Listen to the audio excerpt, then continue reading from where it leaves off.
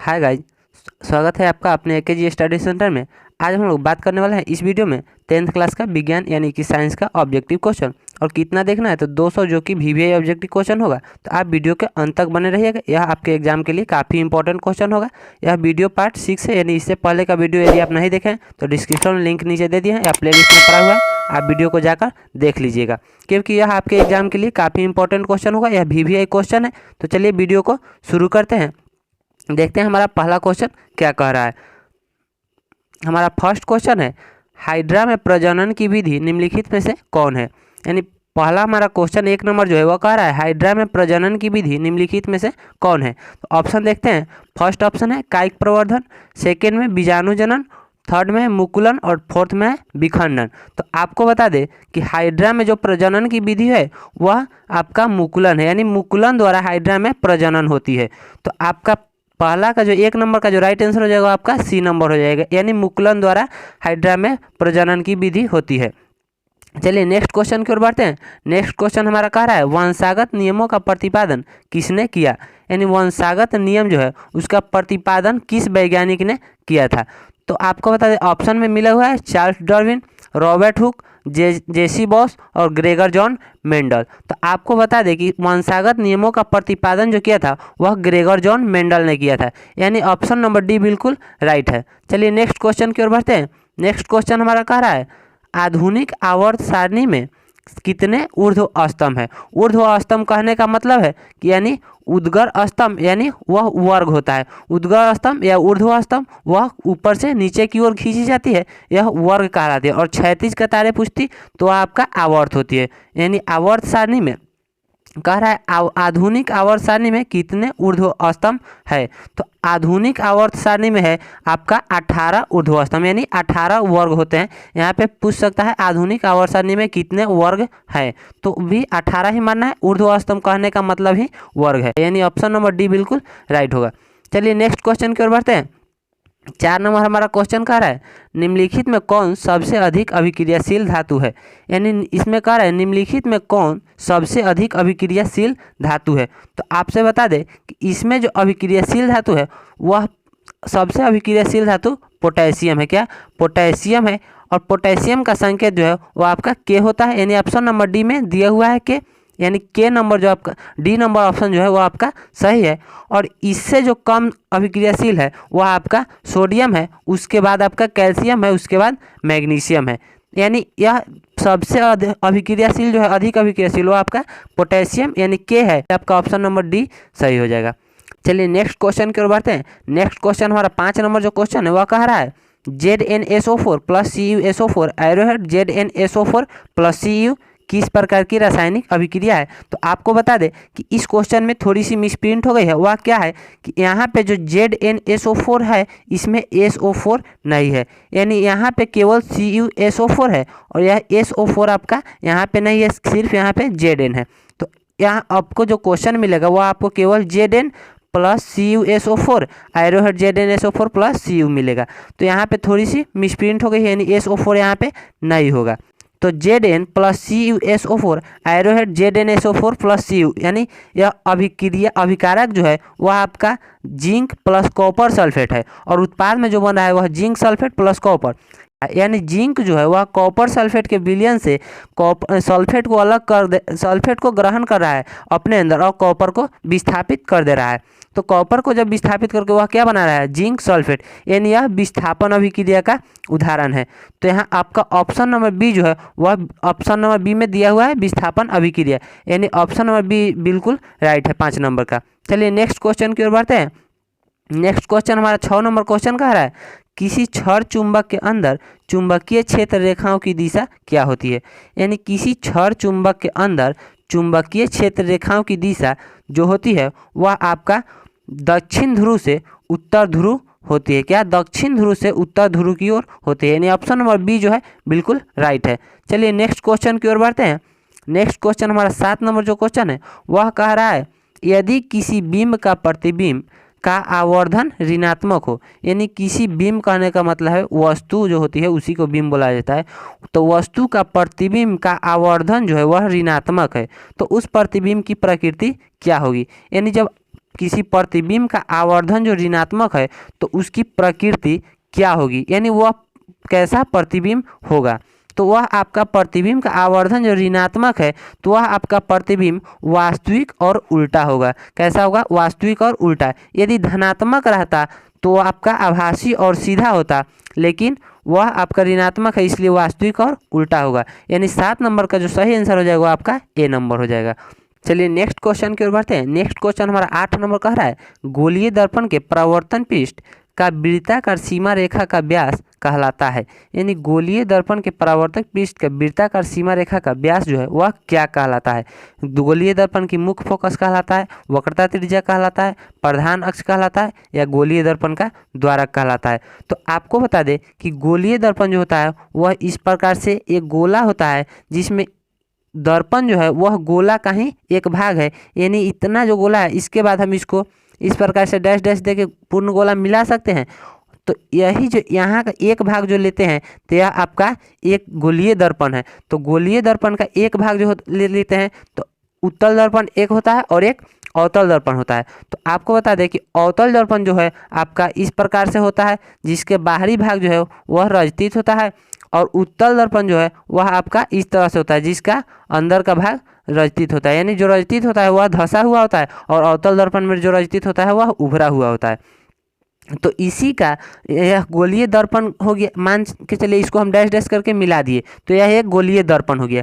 तो इसका जो व्यास होगा वह क्या होगा? तो यह व्यास जो है यह अब यहाँ पे डैश डैश है तो यह जो व्यास है इसका अवतल दर्पण का द्वारक हो रहा है, या यह गोलीय दर्पण आप ले रहे हैं तो इसका व्यास जो है यह उत्तल दर्पण का द्वारक हो रहा है, यानी यह इसी का द्वार न है।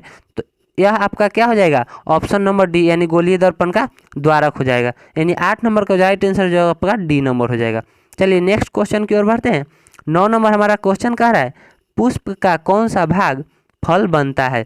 यानी पुष्प का जो है वह कौन सा भाग फल बनता है? परागकोश, वर्तिकाग्र, वर्तिका या अंडाशय? तो आपको बता दें अंडाशय जो है वही पुष्प का फल बनता है, यानी पुष्प का अंडाशय जो होता है वही फल बनता है। तो आपका डी नंबर जो है वह बिल्कुल राइट आंसर है। चलिए नेक्स्ट क्वेश्चन की ओर बढ़ते हैं। नेक्स्ट क्वेश्चन हमारा 10 नंबर क्वेश्चन का है निम्नलिखित में से कौन सी अनैच्छिक क्रिया नहीं है? यानी अनैच्छिक क्रिया कहने का मतलब है कि जिस पर हमारा नियंत्रण नहीं हो।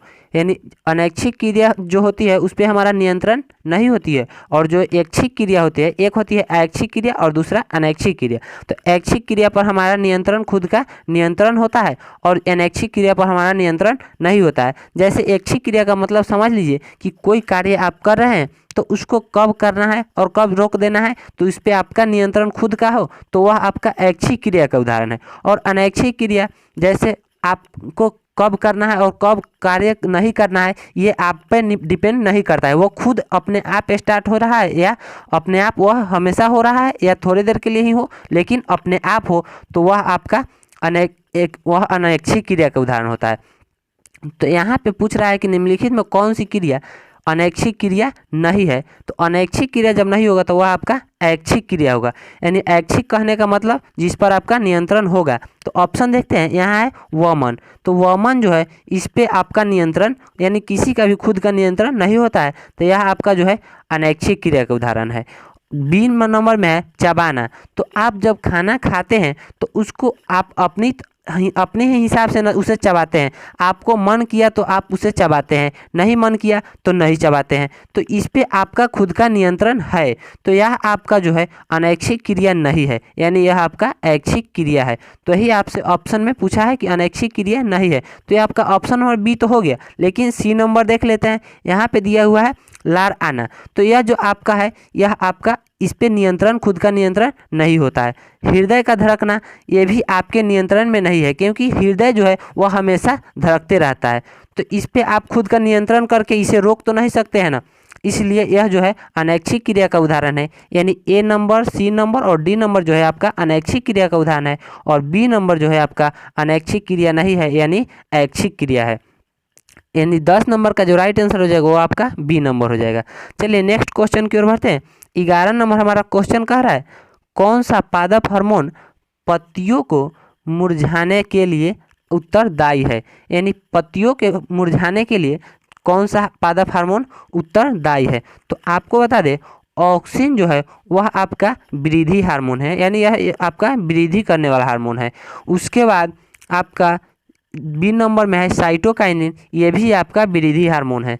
उसके बाद है एब्सेसिक एसिड, यानी एब्सेसिक अम्ल लिखा हुआ है, एसिड का हिंदी अम्ल होता है, तो एब्सेसिक अम्ल, तो यह आपका जो है यही आपका यह जो है वृद्धि रोधक हार्मोन है, यानी यह वृद्धि रोधक यानी वृद्धि को रोकने वाला है, यह वृद्धि रोधक हार्मोन। जिब्रेलिन जो है ये भी आपका वृद्धि हार्मोन है। तो आपके एब्सेसिक एसिड के कारण ही पत्तियों यानी पौधे की पत्तियां जो है वह मुरझा कर गिर जाती है। तो यहाँ पे वही पूछ रहा है क्वेश्चन कि कौन सा पादप हार्मोन पत्तियों को मुरझाने के लिए उत्तरदायी है, यानी जो पत्तियां मुरझा कर पेड़ से गिर जाती है वह किस हार्मोन के कारण? तो वह आपका है एब्सेसिक अम्ल, यानी एब्सेसिक एसिड भी लिख देता है और एब्सेसिक अम्ल, तो एसिड का हिंदी अम्ल होता है।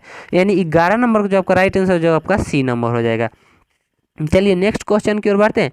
नेक्स्ट क्वेश्चन हमारा 12 नंबर क्वेश्चन कह रहा है हृदय से रक्त यानी रुधिर को संपूर्ण शरीर में पंप किया जाता है, यानी हृदय जो है, हृदय से रक्त कहने का मतलब रक्त का मतलब रुधिर यानी खून होता है, तो उससे संपूर्ण शरीर में पंप किया जाता है किसके द्वारा? यानी फेफड़ा के द्वारा, निलय द्वारा, आलिंदों द्वारा, या इनमें से सभी के द्वारा। तो आपको बता दें कि हृदय से रक्त यानी रुधिर को संपूर्ण शरीर में जो पंप किया जाता है वह आपका आलिंद द्वारा है। क्या? आलिंदों द्वारा होता है। यानी आपका ऑप्शन नंबर सी जो है वह बिल्कुल राइट आंसर है। चलिए नेक्स्ट क्वेश्चन की ओर बढ़ते हैं। 13 नंबर हमारा क्वेश्चन कर रहा है निम्नलिखित में से किसे कोशिका का ऊर्जा मुद्रा के रूप में माना जाता है? यानी इस जो 4 ऑप्शन दिया है इसमें से किसको ऊर्जा का मुद्रा के रूप में माना जाता है, यानी जाना जाता है? तो आपको बता दें एटीपी जो है वही आपका ऊर्जा मुद्रा के रूप में जाना जाता है। 13 नंबर का जो आपका राइट आंसर है वो आपका एटीपी हो जाएगा। चलिए नेक्स्ट क्वेश्चन की ओर बढ़ते हैं। नेक्स्ट क्वेश्चन हमारा 14 नंबर कह रहा है शुक्राणु का निर्माण होता है, यानी शुक्राणु जो है वह उसका निर्माण कहाँ पे होता है?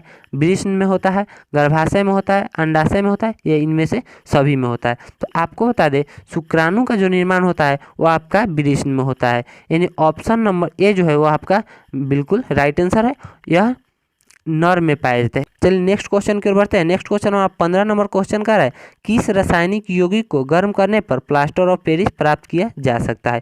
तो आपको बता दें कि जिप्सम एक यौगिक है जिसको गर्म करने पर प्लास्टर ऑफ पेरिस का प्राप्त किया जा सकता है। यानी जिप्सम को हम गर्म करके 393 के यानी 100 डिग्री सी पर गर्म करने पर, 100 डिग्री सी कहने का मतलब 100 डिग्री सेल्सियस पर गर्म करने से वह प्लास्टर ऑफ पेरिस में बदल जाता है, यानी पेरिस प्लास्टर या प्लास्टर ऑफ पेरिस।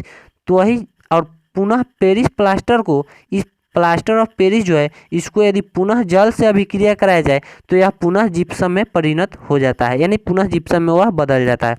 तो इसमें पूछ रहा है कि किसको गर्म करने पर प्लास्टर ऑफ पेरिस प्राप्त होता है? तो आपका जिप्सम है, यानी ऑप्शन नंबर बी जो है बिल्कुल राइट है। चलिए नेक्स्ट क्वेश्चन की ओर बढ़ते हैं।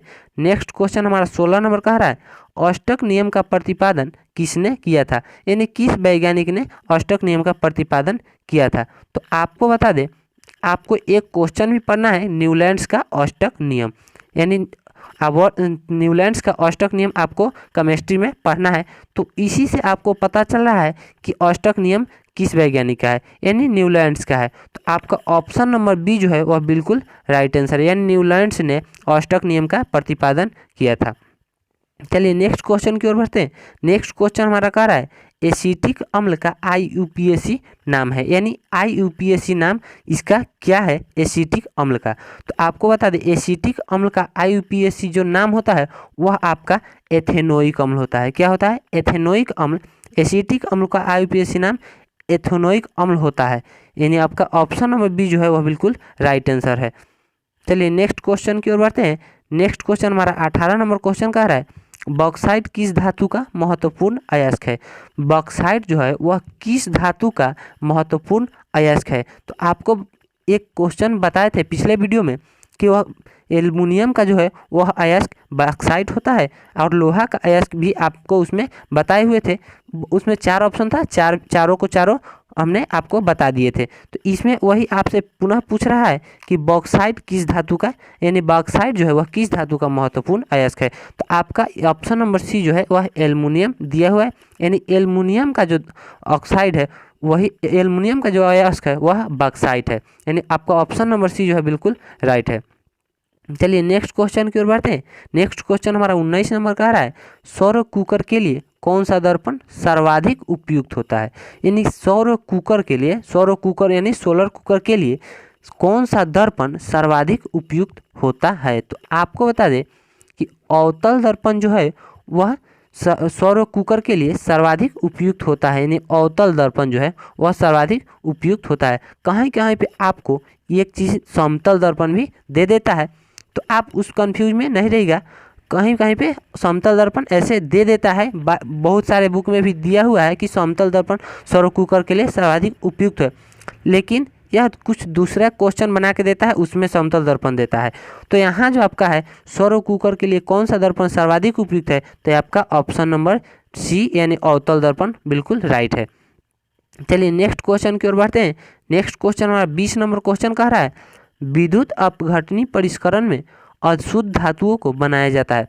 यानी विद्युत अपघटनी परिष्करण में अशुद्ध धातुओं को क्या बनाया जाता है, एनोड बनाया जाता है, कैथोड बनाया जाता है, या अपघटन बनाया जाता है, या इनमें से कोई नहीं। तो आपको बता दें विद्युत अपघटनी परिष्करण में जो है वह अशुद्ध धातुओं का एनोड बनाया जाता है। क्या बनाया जाता है, एनोड, यानी आपका ऑप्शन नंबर ए जो है वह बिल्कुल राइट है।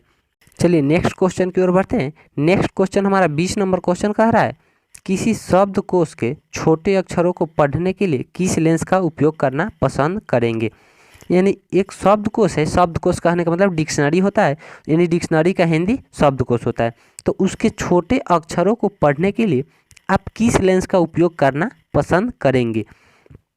तो आपको बता दें कि यहाँ पे ऑप्शन दिया हुआ है, चलिए ऑप्शन को देखते हैं। पहले ऑप्शन यहाँ पे दिया हुआ है ए नंबर में 50 सेमी फोकस दूरी का उत्तल लेंस, बी में दिया हुआ है 50 सेमी फोकस दूरी का अवतल लेंस, और सी में दिया हुआ है 5 सेमी फोकस दूरी का उत्तल लेंस, डी में दिया हुआ है 5 सेमी फोकस दूरी का अवतल लेंस।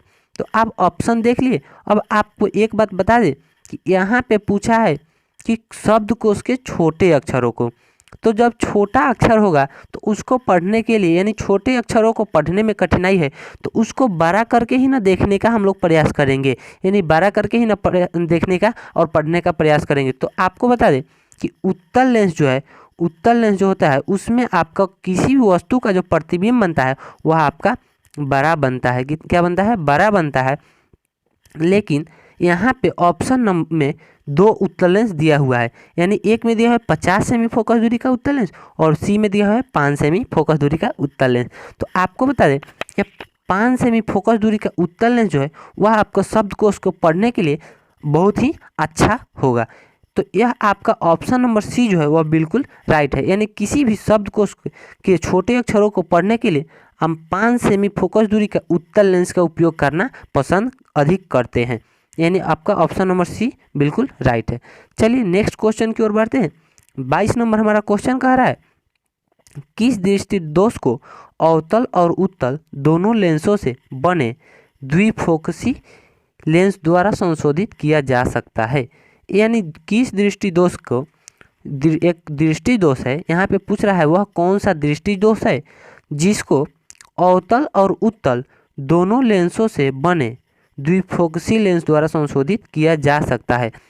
तो आपको बता दें उत्तल और अवतल से बने लेंस को द्विफोकसी लेंस, या उसे एक और नाम बताया जाता है, उसका नाम है बाइफोकल लेंस, उसे ही बाइफोकल लेंस बोला जाता है, यानी द्विफोकसी को ही बाइफोकल लेंस बोला जाता है। तो कहीं कहीं पे आपको यहाँ से जो यहाँ पे आपका क्वेश्चन दिया हुआ है कि किस दृष्टि दोष को अवतल और उत्तल दोनों लेंसों से बने द्विफोकसी लेंस द्वारा संशोधित किया जाता है, तो आपसे कहीं पे ये भी पूछ देगा किस दृष्टि दोष को बाइफोकल लेंस द्वारा संशोधित किया जा सकता है, केवल वही पूछ देगा।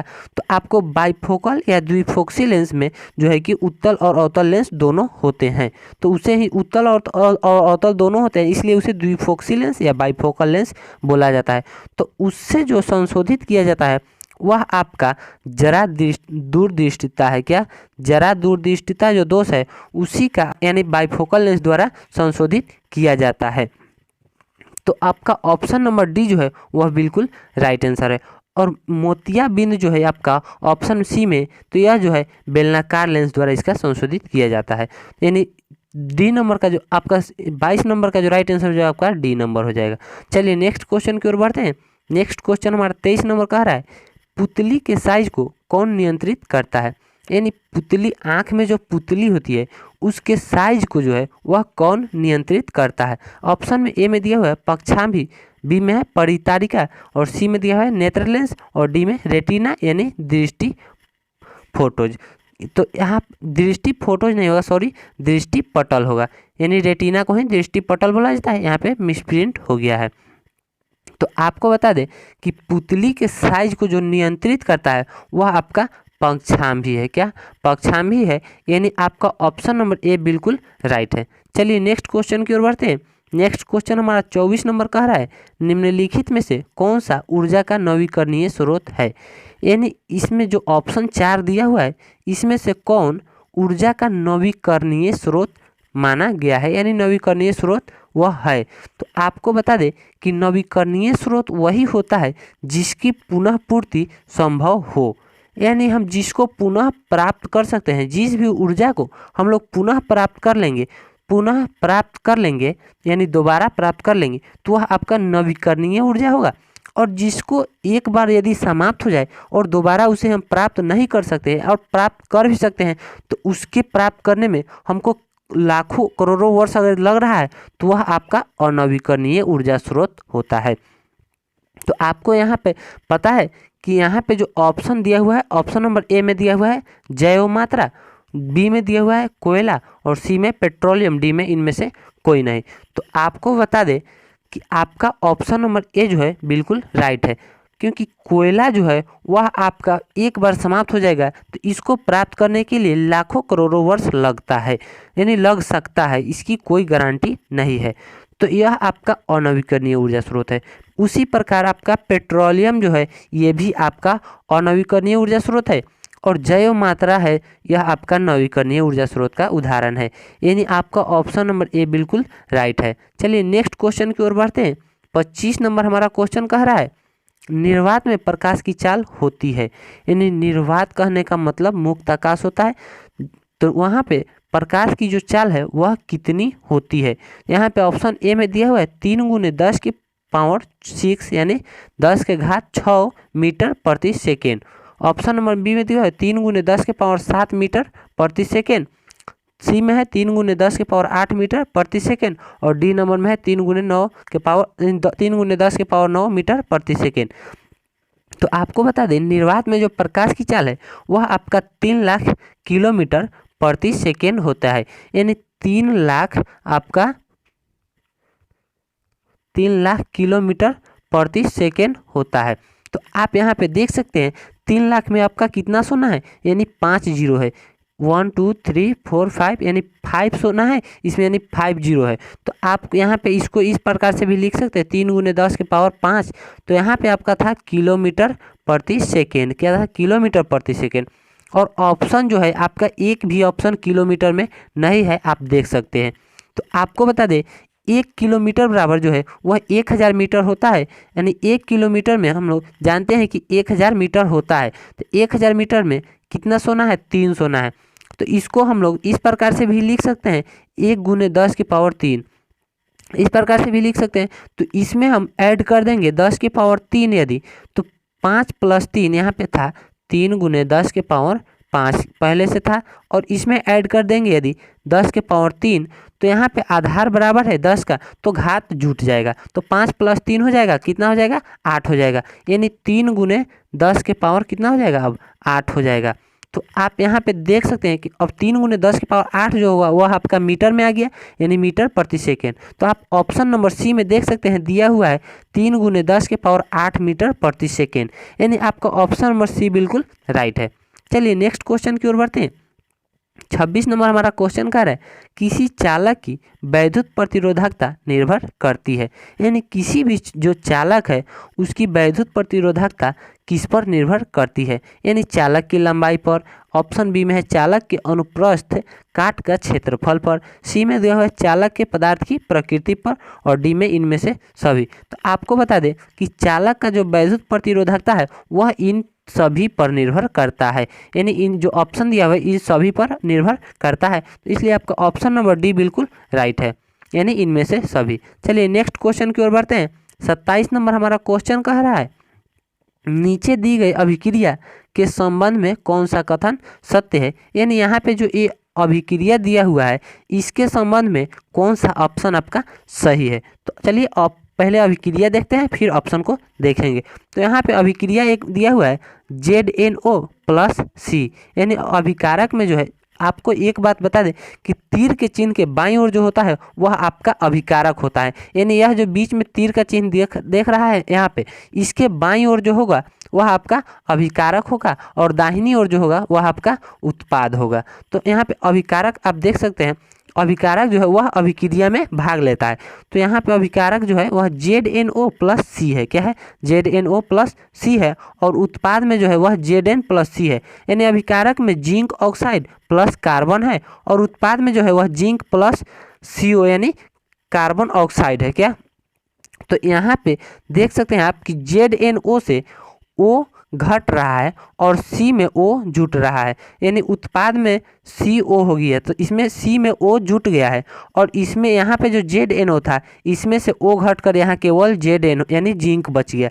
तो अब चलिए ऑप्शन को देखते हैं क्या इसमें दिया हुआ है। तो यहाँ पे ऑप्शन दिया हुआ है, आप देखिए A नंबर में दिया हुआ है कार्बन उपचयित हो रहा है और B में दिया है ZnO उपचयित हो रहा है, C में दिया हुआ है कार्बन अपचयित हो रहा है और डी में कार्बन मोनोऑक्साइड उपचयित हो रहा है, यानी कार्बन मोनोऑक्साइड उपचयित हो रहा है। अब यही आपका CO जो है वह आपका कार्बन मोनोऑक्साइड का सूत्र है। तो अब चलिए यहाँ पे हम देखते हैं, यहाँ ZnO है अभिकारक में, तो ZnO से O घटकर Zn हो गया, यानी ZnO का क्या हो रहा है?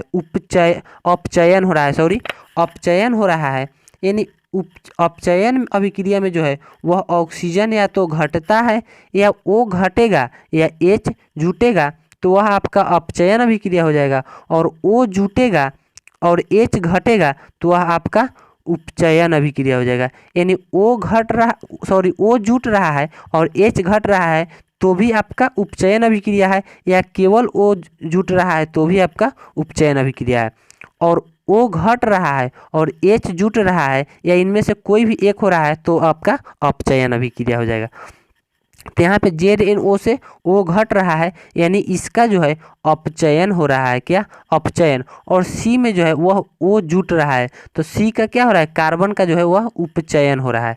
तो यहाँ पे ऑप्शन दिया हुआ है कार्बन उपचयित हो रहा है, और उसके बाद यहाँ पे ऑप्शन बी में दिया हुआ है ZnO उपचयित हो रहा है, यानी ZnO उपचयित हो रहा है। तो आपको बता दें कि आपका A नंबर जो ऑप्शन है वह आपका बिल्कुल सही है, यानी इसमें जो है कार्बन उपचयित हो रहा है। अब कहिए कार्बन उपचयित कैसे हो रहा है? तो यहाँ कार्बन जो है इसमें से O जुट रहा है, कार्बन में O जुट कर CO यानी कार्बन मोनोऑक्साइड हो गया, तो इसका क्या हुआ? उपचयन हो गया। तो उपचयन जो है वह उपचयित होता है और अपचयन जो है वह अपचयित होता है, तो इसलिए कार्बन उपचयित हो रहा है। अब यहाँ पे कहिएगा ZnO भी तो उपचयित हो रहा है, ZnO है जो है इसमें से O घट रहा है तो इसका अपचयन हो रहा है, यानी यह अपचयित होगा। और यहाँ पे जो है कार्बन अपचयित हो रहा है, ये भी आपका गलत है। और यहाँ पे जो है कार्बन मोनोऑक्साइड उपचयित हो रहा है, तो कार्बन मोनोऑक्साइड उपचयित नहीं हो रहा है, केवल कार्बन उपचयित हो रहा है, इसलिए आपका ऑप्शन नंबर ए है बिल्कुल राइट। चलिए नेक्स्ट क्वेश्चन की ओर बढ़ते हैं। आशा करते हैं कि आपको क्वेश्चन अच्छी तरह से समझ में आया होगा। यदि कोई भी क्वेश्चन पे डाउट है तो आप कमेंट करके पूछ सकते हैं। चलिए नेक्स्ट क्वेश्चन पढ़ते हैं। ग्लूकोज में कार्बन के कितने अणु होते हैं, यानी ग्लूकोज का जो सूत्र होता है उसमें कार्बन के कितने अणु होते हैं? तो आपको बता दें ग्लूकोज का जो सूत्र होता है वो आपका C6H12O6 होता है। क्या? C6H12O6। अब आप इसमें आसानी से देख सकते हैं इसमें कार्बन कितना है, यानी C कितना है 6 है, H कितना है 12 है, O कितना है 6 है, यानी कार्बन इसमें कितना दिख रहा है 6। तो आपको ऑप्शन नंबर डी में दिया हुआ है 6, यानी आपका ऑप्शन नंबर डी बिल्कुल राइट है। चलिए नेक्स्ट क्वेश्चन की ओर बढ़ते हैं। 29 नंबर हमारा क्वेश्चन कह रहा है निम्नलिखित में से कौन अधातु है, यानी इसमें कह रहा है निम्नलिखित में से कौन, या जो ऑप्शन चारों दिया है इसमें से कौन अधातु है। तो आपको बता दें कार्बन जो है वह आपका अधातु है। क्या है? कार्बन अधातु है। एल्युमिनियम जो है वो आपका धातु है, सोडियम भी आपका धातु है और कैल्शियम भी आपका धातु है, यानी ये तीन जो ऑप्शन है आपका धातु है और कार्बन जो है आपका अधातु है, यानी ऑप्शन नंबर ए जो बिल्कुल राइट है। चलिए नेक्स्ट क्वेश्चन की ओर बढ़ते हैं। 30 नंबर हमारा क्वेश्चन क्या है समजात अंगों का उदाहरण है, यानी समजात अंगों का उदाहरण इनमें से कौन है। हमारा हाथ तथा कुत्ते का अग्रपाद। इसमें ऑप्शन बी में दिया है हमारे दांत तथा हाथी के दांत। उसमें उसके बाद ऑप्शन है आलू एवं घास के ऊपरी भाग, और डी में दिया है उपरोक्त सभी। तो आपको बता दें कि आपका ऑप्शन ए में जो है हमारा हाथ तथा कुत्ते के अग्रपाद। तो आप अक्सर देखते हैं, आपको देखने को भी मिलता है कि जो आपका हाथ है उस प्रकार से कुत्ते का जो अगला पैर होता है यानी अग्रपाद जो होता है उसका सेम उसी प्रकार के होता है। तो यह जो है समजात अंग का उदाहरण है। क्या आपके दांत, यहाँ पे दिया है बी में हमारा दांत तथा हाथी के दांत, क्या आपके दांत के समान हाथी के दांत होता है? जी नहीं, वह आपका गलत है। डी में है आलू एवं घास के ऊपरी भाग।